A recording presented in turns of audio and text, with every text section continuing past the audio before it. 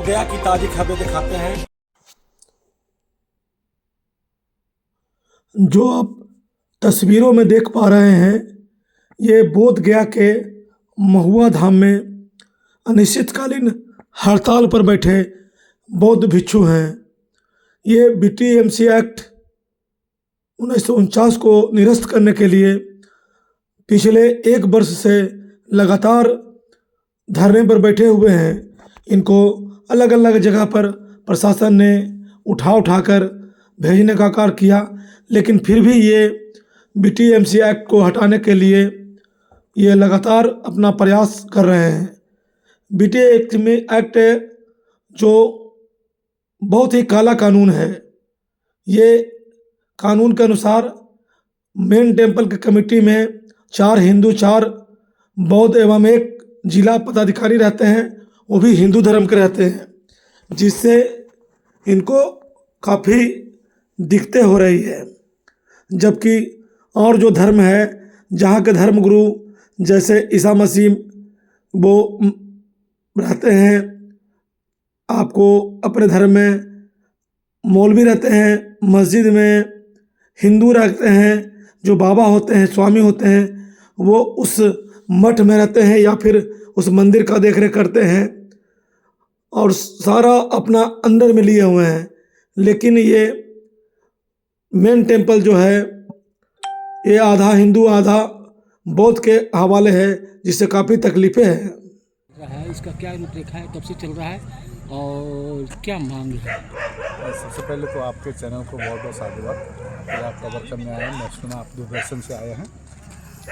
विशेष करके आज माघ पूर्णिमा है। माघ पूर्णिमा के एक महत्व होती है।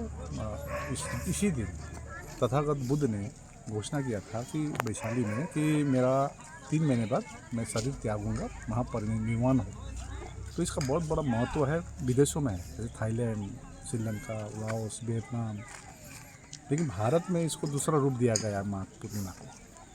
तो पिछली साल हम लोग ने माघ पूर्णिमा के दिन ही 12 फरवरी में अनशन शुरू किए थे महाबोधि महाविहार के सामने। आज 1 फरवरी है 2026, तो आज माघ पूर्णिमा है।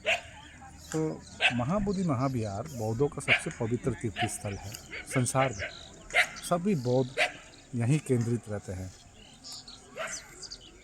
यहाँ पर जो कमेटी है BTMC, इसमें प्रावधान है 1949 BT एक्ट के तहत कि ओनली 4 बौद्ध रहेगा और 4 नॉन बुद्धिस्ट रहेंगे। DM रहेंगे, वो भी नॉन बुद्धिस्ट ही रहते हैं, जो चेयरमैन रहते हैं। तो हमारी मांग है कि पूरी कमेटी में बौद्ध हो। यह आंदोलन अनागरिक धम्मपाल ने आज से 135 साल पहले 1891 में शुरू किया। यदि अनागरिक धम्मपाल श्रीलंका से नहीं आते तो महाबोधि जो अभी दिख रहा है वो भी नहीं दिखती। वो ऐसा अवस्था, जीर्ण अवस्था में था। आप सर अलेक्जेंडर कनिंघम जो अंग्रेज़ थे, उनकी किताब आप पढ़िए तो पता चल जाएगा सब कुछ। तो उन्होंने केस भी किया। फिर अंततः ये एक्ट बनती है BT एक्ट, जो टोटली अन्यायपूर्ण है। और वैसे भी 26 जनवरी 1950 से पूर्व कानून आर्टिकल 13 क्लियरली कहता है कोई भी कानून प्रायर टू बिफोर ये है 26 जनवरी 1950। तो फिर बीच में 91 में आंदोलन हुई। फिर भंते सुरेश देसाई ने फिर 25 साल तक ये मांग नहीं उठी। तो विगत 3 साल से ऑल इंडिया बुद्धिस्ट फोरम और ऑल बुद्धिस्ट ऑर्गेनाइजेशन मिलकर हम लोग ये शांतिपूर्वक मांग रख रहे हैं। तो सरकार को इतनी सारे ज्ञापन दे चुके हैं। सरकार को इसमें एक परमानेंट सॉल्यूशन देना होगा, क्योंकि हम नहीं चाहते हैं कि आने वाली जनरेशन फिर हम लोग इस प्रकार आंदोलित हो। और आप जानते हैं बौद्ध कभी सड़क में नहीं उतरती है और अपनी डिमांड के लिए इतना ज़्यादा वो नहीं करते हैं, शांति में विश्वास करते हैं और विश्व को शांति ही चाहिए। इसलिए आप अभी अमेरिका में देखे होंगे, अब जहाँ भी हो तो हम जो शांतिपूर्वक मांग कर रहे हैं सरकार को, we want permanent solution so that हमारी आने वाली जनरेशन हमारी तरह आंदोलित ना हो। अब तक क्या मतलब सरकार का रुख है दिखा? सरकार तो कोई जवाब नहीं दे रही है। हाँ, एक बात हुई है, 2012 में जो रिट पिटीशन डाला था सुप्रीम कोर्ट में, उसका कोई सुनवाई नहीं हो रही थी। तो उसका सुनवाई कम से कम इस आंदोलन के बदौलत 16 मई 2025 से अभी सुनवाई हो रही है। अभी अगला सुनवाई फरवरी 17 में। सरकार का देखिए विल पावर के ऊपर है। आज हम लोग धम्म आज बस देख रहे हैं, ये पूरा बिहार के जिले जिले से बस आए हुए हैं। आज तथागत बुद्ध ने बिहार में ज्ञान प्राप्त किया है, श्रीलंका में ज्ञान प्राप्त कर सकते थे या वहाँ से चले जाते, लुम्बिनी से तिब्बत चले जाते, लेकिन बिहार के लोग इसका मतलब इतना समृद्ध थे, इतना धनी थे एवरी फील्ड में उस समय। लेकिन आज क्या बिहार का हालत देखिए। और हम लोग बिहार नहीं बोलते, मंदिर नहीं बोलते, हम लोग बिहार बोलते हैं। तो जो भी हो तभी लोग समझ गए। आज आप भीड़ देखेंगे आपको, इसमें 60% तो बिहार के मिलेंगे आपको।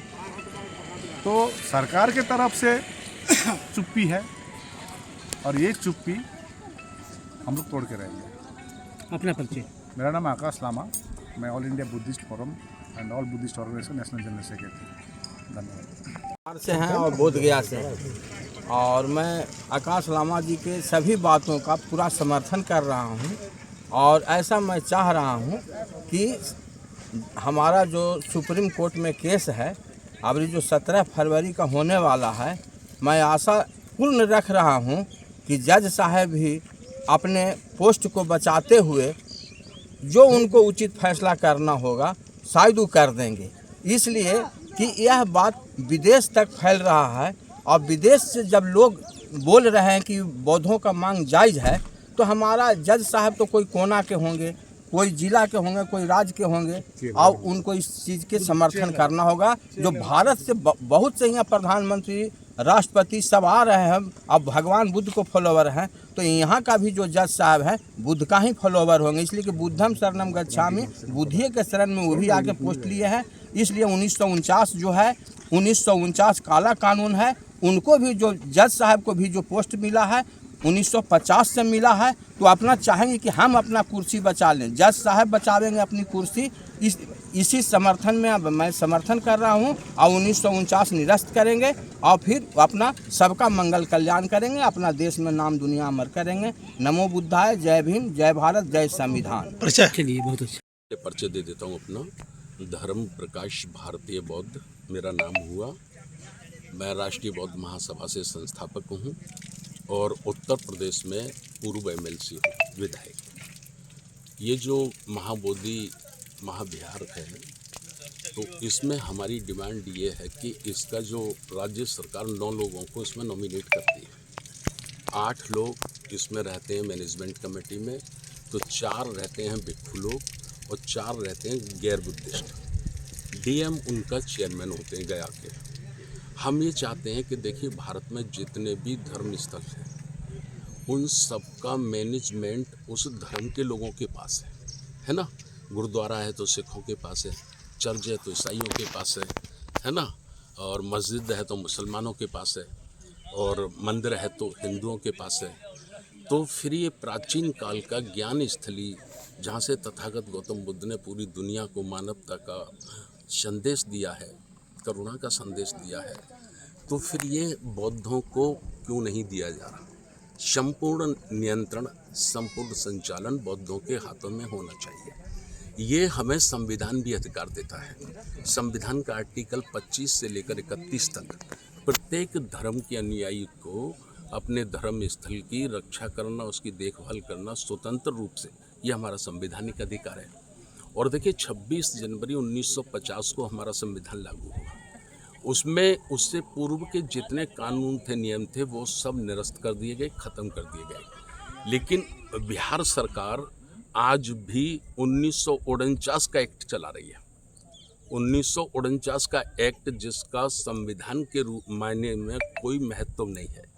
तो इस तरह से हम लोग राष्ट्रीय बौद्ध महासभा, ऑल इंडिया बुद्धिस्ट फाउंडेशन और करीब 20 से ज़्यादा भारत में जो बौद्धों के संगठन है वो सब मिलकर इस प्रकार की हम मांग कर रहे हैं, बिहार सरकार से भी और केंद्र सरकार से भी। अनिश्चितकालीन जो यहाँ पर आंदोलन चल रहा है, ये कब से शुरू किया गया है?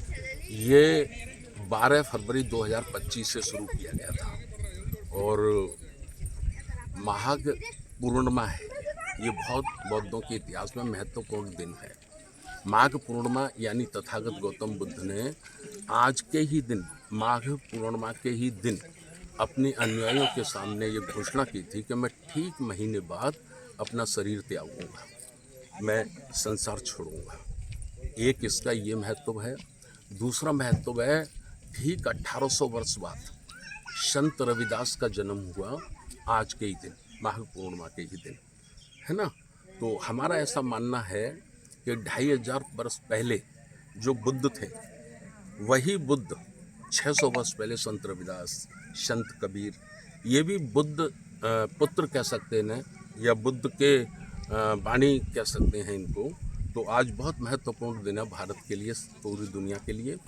और हमारे जो राजनीतिक नेता हैं, राष्ट्रपति हों, प्रधानमंत्री हों, अमीर लोग हों, जो विशेष अतिथि लोग हैं, वो जब भारत से बाहर जाते हैं तो बड़े फ़ख्र से कहते हैं कि मैं उस धरती से आया हूँ जिस धरती पर बुद्ध ने जन्म लिया था, है ना। इतिहास में बताया गया है कि हमारा देश कभी सोने की चिड़िया था, कभी विश्व गुरु था। तो उसके पन्ने उठाकर जब हम लोग देखते हैं तो ये वही कालखंड था जब मौर्य शासन काल था, यानी बौद्धों का शासन था। तभी भारत विश्व गुरु था। दुनिया में कोई यूनिवर्सिटी नहीं थी जब भारत में सबसे बड़ी यूनिवर्सिटी नालंदा थी। 10,000 बच्चे विदेशों से यहाँ पढ़ते थे। यहीं से वो साइंस लेके गए, यहीं से गणित लेकर गए, यहीं से वो शिक्षा लेकर गए। और जब वो अपने देश में जाकर बड़े बड़े ओहदों पर पहुँचे तो भारत को वो नमन करते थे, भारत को गुरु मानते थे कि धन्य वो भारत की पावन धरती जहाँ हमें बुद्ध की शिक्षा मिली, जिससे हम अपने देश को ऊंचाइयों पर ले जा रहे हैं। तो इसलिए ये आंदोलन चल रहा है साहब। धन्यवाद।